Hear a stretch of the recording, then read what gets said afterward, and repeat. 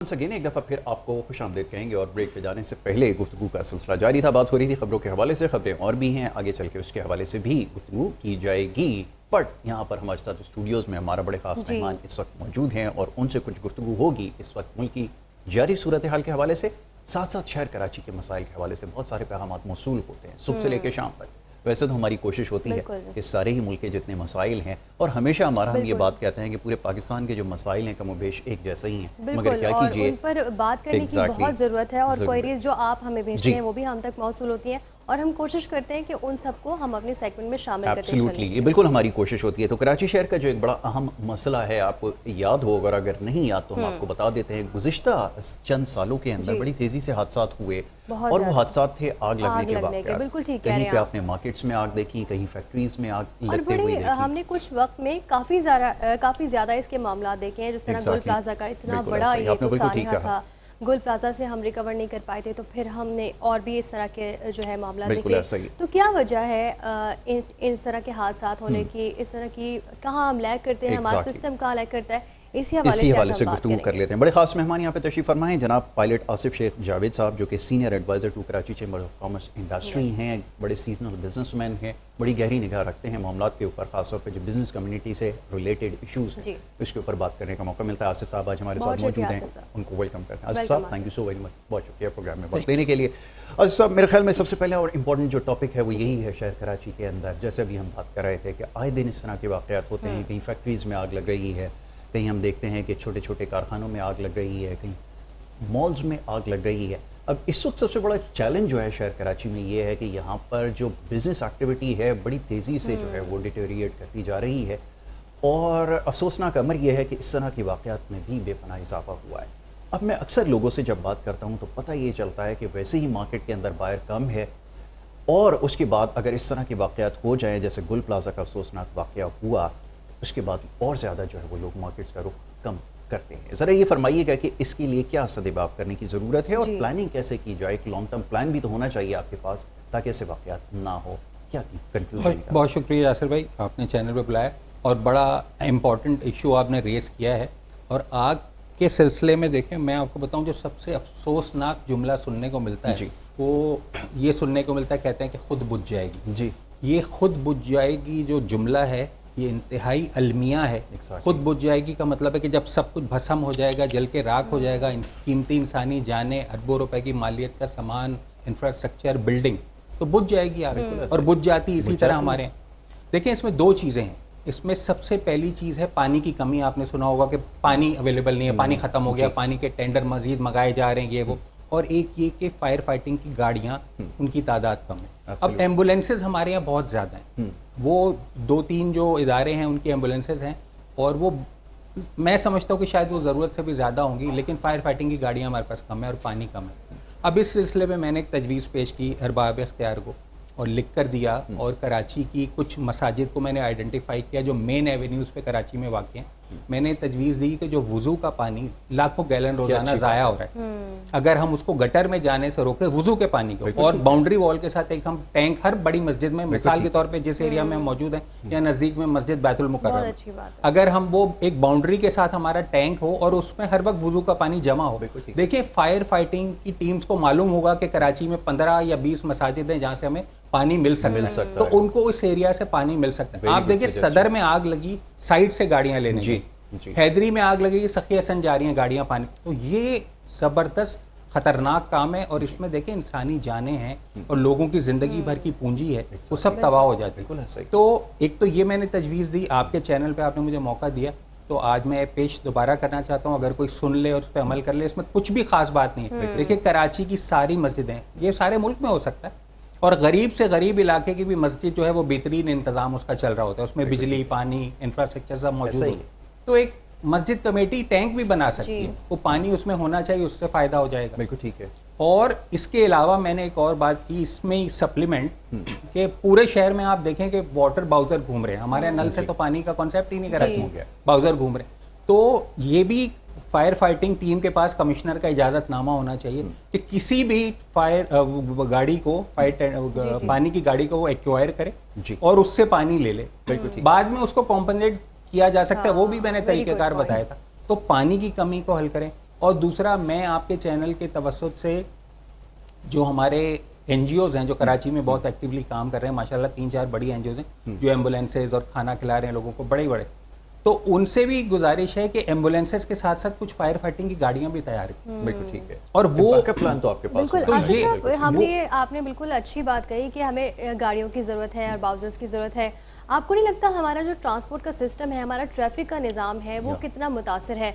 हमने जिस तरह गुल प्लाजा में भी देखा कि वहाँ पर ताखीर हुई है हम लोग को पहुंच ही नहीं सके, पहुंचने में देर हुई है। stuck up हो गई गाड़ियां। कितने मामलात ऐसे होते हैं जहाँ पर गाड़ियाँ वक्त पर नहीं पहुँच पाती और अगर वो वक्त पर पहुँची तो बहुत सारी चीज़ हम बिल्कुल, ठीक कर सकते बिल्कुल ऐसा थे। ही। तो आपको नहीं लगता कि अगर हम गाड़ियाँ ले भी आए तो क्या हम उसको मैनेज कर नहीं, पाएंगे? वो बिल्कुल आपकी बात सही है, इंफ्रास्ट्रक्चर तो जी, बेहतर जी। करना पड़ेगा बिल्कुल। कि अगर आपके पास गाड़ियां मौजूद हैं और वो सड़क पे ही नहीं आ सकती। गुल प्लाजा में देखिए क्या ट्रेजेडी हुई कि इर्द गिर्द के एरिया में सड़कों पे कुछ एमेजिना रोड काम का जो हाल है, कुछ काम हो रहा ग्रीन था, लाइन की सड़कों वजह से, पे बिल्कुल। कुछ रेनोवेशन का या मुरम्मत का काम हो रहा था जिसकी वजह से वो ट्रैफिक जैम हो गया और ये सब इतनी बिल्कुल बड़ी ठीक है। ट्रेजेडी, इतना बड़ा सानिया हुआ पूरे जी। मुल्क के लिए, अफसोस बिल्कुल ऐसे ही। सानिया वो हुआ।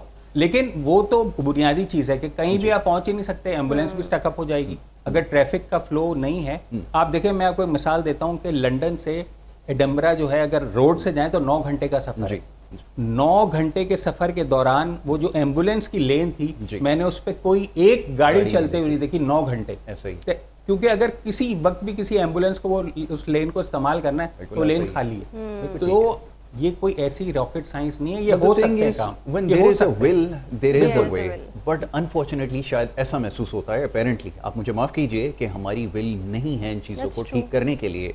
अदरवाइज जैसा भी आपने इंग्लैंड की बात की कि इंग्लैंड के अंदर आप मेन लंदन के अंदर या कहीं भी किसी डेवलप कंट्री के अंदर किसी भी शहर के अंदर देखेंगे, आपको रोड साइड पर आपने देखा होगा एक बड़ा सा जो है वो ऐसे एक वॉल सा निकला हुआ होता है, एक माउंट होता है वो, जिसके अंदर सीवरेज का पानी जो है ना वहाँ से फिल्टर होके उस पर रसाई होती है कि जब भी अगर कोई इमरजेंसी हो जाए किसी भी बिल्डिंग के आगे तो वहीं से वो हाइड्रेंट आप जो है पानी वहाँ से ले सकते हैं और फायर फाइटिंग कर सकते हैं।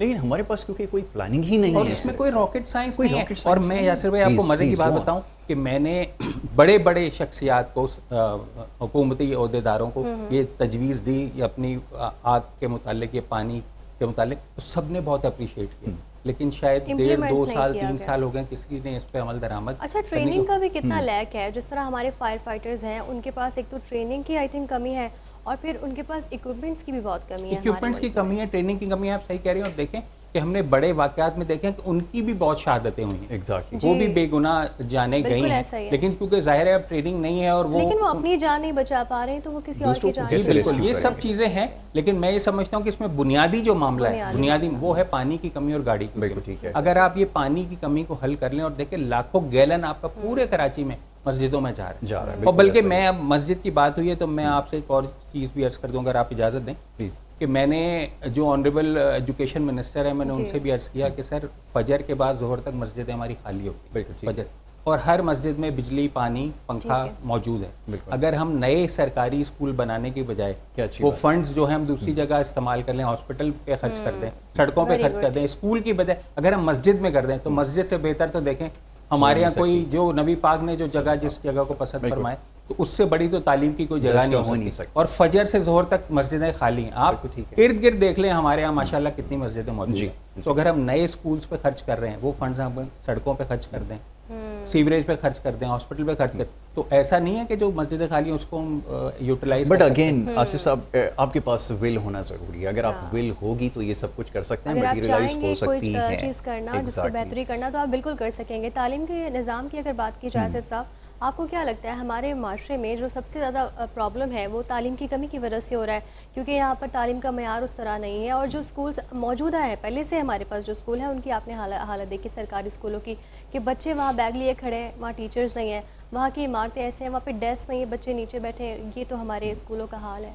अच्छा, मैं आपको एक बात बताऊँ, मैं ज़ाती तौर पे समझता हूँ, अपनी ओपिनियन दे रहा हूँ कि मेरा ये ख्याल है कि जो हमारा सबसे ज़्यादा जो खराबी हो रही है वो स्ट्रीट क्राइम की वजह से हो रही है। जी। जो लॉ एंड ऑर्डर है इस वक्त जो कुछ अरसे से दरमियान में काफ़ी बेहतर हो गया था, जी। लेकिन अब फिर ये जो है क्रॉप अप हो रहा है और बहुत ये इसमें हाइप आ गई है कि बहुत ज़्यादा। और देखें, मैंने सुना है कि कोई कहता है कि जी 6,000 का बिकता है या फ़ोन 7,000 का, और गिनती से बिकते हैं बगैर इसके कि कौन सा मॉडल है, कौन सा Exactly. स्पेसिफिकेशन है, वो गिनती से बिकते हैं। मैंने सुना है ऐसी जी चीज़ें। जी ऐसा ही होता है बिल्कुल। तो उस 6,000 या 7,000 के फ़ोन के लिए एक बंदा मार देना, जी। तो ये देखें खौफ शहरियों में है। शहरियों में अब कहीं भी, मैं अपनी बात बताऊं, बिल्कुल अगर मैं ठीक है। कहीं निकला हूं और मैं सिग्नल पे गाड़ी मैंने रोकी और मेरे साथ कोई आगे रुका है तो मैं खौफ का शिकार हूँ कि कौन है। बिल्कुल। अच्छा, वो भी मुझसे शायद खौफजदा हो रहा होगा, मैं उससे खौफजदा हो रहा सही हूँ। है। तो ये बात तो आपकी सही है कि हमारे पास तालीम की कमी है और चीज़ें भी बहुत सारे मामलात हैं, लेकिन इस वक्त जो हमारी इस वक्त जो सूरत हाल है, जो खौफ है ना, वो लॉ एंड ऑर्डर। अच्छा, अगर लॉ एंड ऑर्डर को बेहतर करें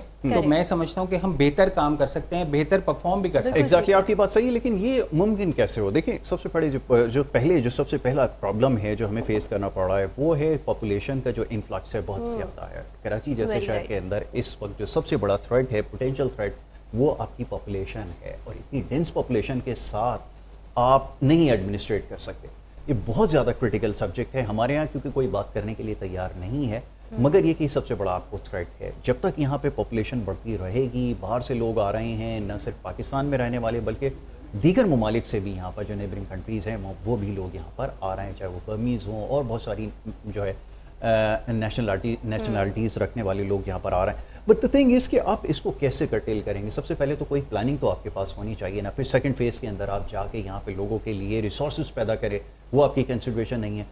अनफॉर्चुनेटली यहाँ पर कोई एक सेगमेंट ऐसा नहीं है जिसकी मिसाल दी जा सके कि वो मिसाली हो और उसकी मिसाल पूरे पाकिस्तान को लेनी चाहिए। तो सिलसिला आप कहाँ से शुरू करेंगे? आसिफ साहब, ये ज़रा फरमाइएगा। फिर अभी जैसे आगे चल के हमने बात करनी है कि जो इन्फ्लेशन की जो सबसे बड़ी हिट है वो भी थर्ड वर्ल्ड कंट्रीज़ को लग रही है, हम उसका भी शिकार हैं, ओवरकम कैसे करेंगे? देखिए, बात यह है जो आपने कहा कि इन्फ्लक्स है और जो डेली की बुनियाद पे लोग आ रहे हैं कराची में।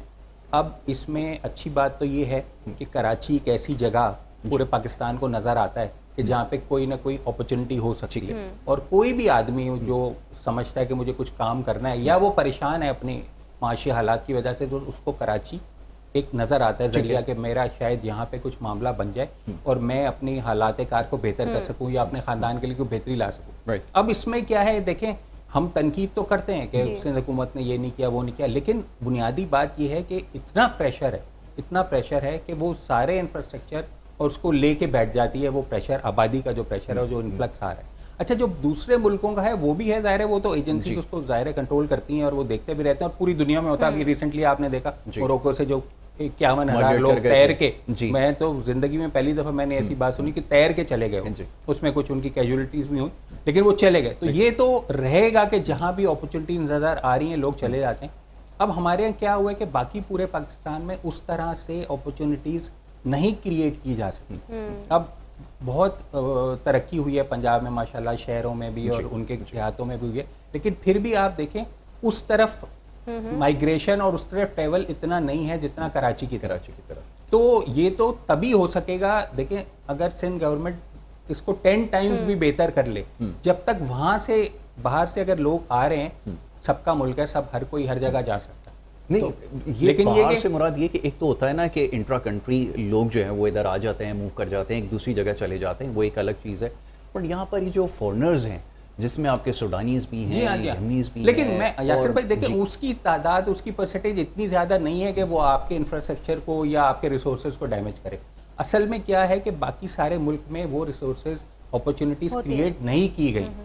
आप देखें कि दूर दराज से इलाज कराने भी लोग कराची के हॉस्पिटल में आ रहे होते हैं। तो अगर वहाँ दूसरे मुल्क के दूसरे हिस्सों में भी सारी डेवलपमेंट होगी तो फिर ये फिर एक शहर के ऊपर प्रेशर कम होगा, फिर यहाँ की जो लोकल गवर्नमेंट है या प्रोविंशियल गवर्नमेंट है उनको भी कुछ मौका मिलेगा। हालांकि कोई उनकी कारकर्दगी भी ऐसी नहीं है कि वो सिर्फ इस वजह से वो डैमेज हो रही है, लेकिन ये भी एक बड़ा फैक्टर है कि आबादी का प्रेशर तो है। कराची को आप देखें, किसी से आप बात करें, अगर मैं कह दूंगा 2.5 तो आप हंसेंगे, आप कहेंगे नहीं भाई 2.5 नहीं है, 3 है, वो मैडम कहते हैं कि 3 नहीं 4 है। तो एक तो ये भी किसी को पता नहीं है कि ये 2.5 करोड़ का शहर है या 4 करोड़ का शहर है, लेकिन ये दुनिया के कहते हैं कि 75 या 76 मुल्कों से बड़ा ज्यादा आबादी कराची की है। अच्छा, अब आप देखिए आबादी 2.5 करोड़। अच्छा यासिर भाई, सिंगापुर में 8 डिसैलिनेशन प्लांट लगे हुए हैं, वो कराची का एक टाउन होगा, कराची के एक टाउन, उसमें 8 डिसैलिनेशन, और हमारे यहाँ एक भी नहीं है। तो जाहिर है कि हम लोग बहुत परेशानी का शिकार है, लेकिन ये तो इसको मैसिव इम्प्रूवमेंट की जरूरत है, और अक्रॉस द कंट्री। सिर्फ ये नहीं है कि हम एक सूबे को डेवलप कर दें या एक शहर को डेवलप कर दें, हमें सारे मुल्क में ये करना होगा। आप देखें, आप यूरोप से ट्रेन पे जाएं और आप एक शहर से दूसरे शहर जाएं या एक मुल्क से दूसरे मुल्क जाएं, तो जब आपको पहाड़ के ऊपर कोई गांव नजर आ रहा होगा ना, तो अगर आप गौर से देखें तो आपको आप जिस जगह से ट्रेवल कर रहे हैं रोड से, वहां से लेके ऊपर तक आपको सड़क जाती हुई नजर आएगी, कार जाती हुई नजर आएगी। ऐसा ही है। उन्होंने ऐसा नहीं किया कि उसको कोई एक अगर बैंडेज भी करवानी है तो उसने शहर आना है। इट्स बिकॉज के जो ये रोड नेटवर्क होता है ना, ये लाइफलाइन होता है किसी भी इकोनॉमी के लिए, किसी भी कंट्री के लिए। जो कनेक्टिविटी होती है, अब इसके ऊपर क्या बात करें, बताना शुरू करेंगे तो मेरे ख्याल में वक्त गुजर जाएगा इसकी इम्पोर्टेंस के ऊपर। अच्छा, वक्त की कमी है, इसीलिए बस शॉर्टली मुझे थोड़ा बताएं, एक्सपोर्ट के हवाले से पाकिस्तान में हम हर चीज़ जो है अब इंपोर्ट कर रहे हैं, और हमारी जो एक्सपोर्ट क्वालिटी है, एक्सपोर्ट प्रोसेसिंग जोन, वो इस तरह काम नहीं कर रहे, और उससे हमारी जीडीपी ग्रोथ मुतासिर हो रही है, डेफिनेटली हो रही है। तो आपको क्या लगता है, अब एक्सपोर्ट के लिए हमें क्या काम करने की ज़रूरत है? देखिए, एक्सपोर्ट तो बुनियादी चीज़ है जी। एक्सपोर्ट तो बुनियादी चीज़ है कि जब तक कोई हम अपना माल बाहर नहीं बेचेंगे, फॉरेन एक्सचेंज नहीं आएगा तो हम काम ही नहीं कर सकते। ठीक है। हमारी तो इंपोर्ट, आपने सही कहा, इंपोर्ट बेस इकोनॉमी है, और जो हमारी इंपोर्ट होती है उसमें 45% हमारा वो रॉ मटेरियल होता है जो हमने बना के एक्सपोर्ट करना है। तो एक्सपोर्ट करने के लिए भी हम इंपोर्ट करते हैं। इंपोर्ट करते हैं, तो ये तो अब आप देखें, जो आपकी फॉरेन रेमिटेंस है वो बढ़ चुकी है, जो बाहर से ओवरसीज पाकिस्तानी भेज रहे हैं वो बढ़ चुकी है, और एक्सपोर्ट जो है वो डिक्लाइन पे है।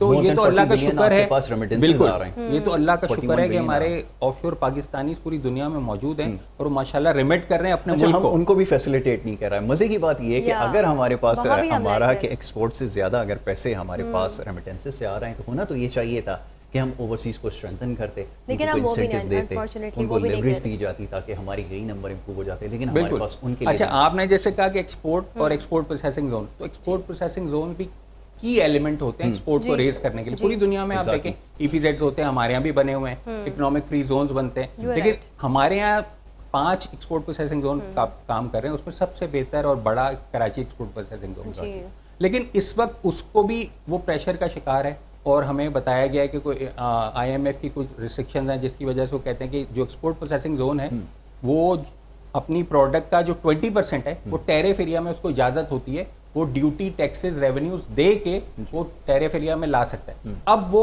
हमें बताया गया है कि वो भी खत्म हो जाएगा जी। तो मैं ये समझता हूँ कि ये एक बहुत बड़ा इस पे सेटबैक होगा EPZ के लिए, कि अगर वो माल एक्सपोर्ट कर रहे हैं 80% और 20% वो टैरिफ एरिया में दे रहे हैं, ड्यूटी टैक्सेस देने के बाद duty taxes government of Pakistan को पे कर रहे हैं, फिर ला रहे हैं। तो मैं समझता हूँ कि EPZ के ऊपर ये नुकसान का बाइस बनेगा, और लोगों की दिलचस्पी EPZ में इन्वेस्टमेंट से कम होगी। नए तो दूर की बात है, जो एग्जिस्टिंग है वो भी परेशान होंगे। तो मैं समझता हूँ कि गवर्नमेंट को और जो अरबाब इख्तियार हैं, people at the helm of affair, उनको देखना चाहिए, सोचना चाहिए कि जो भी हमारे इदारे काम कर रहे हैं उसको चलने देना चाहिए। कुछ ऐसा काम हो कि वो बंद ना हो, कुछ ना कुछ परफॉर्म करते रहे। बिल्कुल ठीक है आसिफ साहब, thank you so very much, बहुत शुक्रिया कि आपने हमें वक्त दिया। मुख्तसर वक्त में बहुत इंपॉर्टेंट डिस्कशन हमारी हुई है, फायर फाइटिंग के हवाले से, रिसोर्सेज के हवाले से, और कैसे उसको कैपिटलाइज करें, और जो अवेलेबल रिसोर्सेज हैं उसको हमारा इन्होंने तजवीज़ पेश की है, जिस तरह इन्होंने आइडियाज़ दिए हैं, बड़े अच्छे हैं, उस पर काम कर सकते हैं, और बड़ी बेहतरीन उन्होंने जो है सजेशंस दिए हैं डेफिनेटली। ठीक है, we are taking a short break now. हमारा एक छोटी सी ब्रेक लेने के लिए कहा जा रहा है, ब्रेक ले लेते हैं, ब्रेक के बाद वापस आते हैं, डिस्कशन जारी रहेगी, आप देखते रहिए वेक अप पाकिस्तान।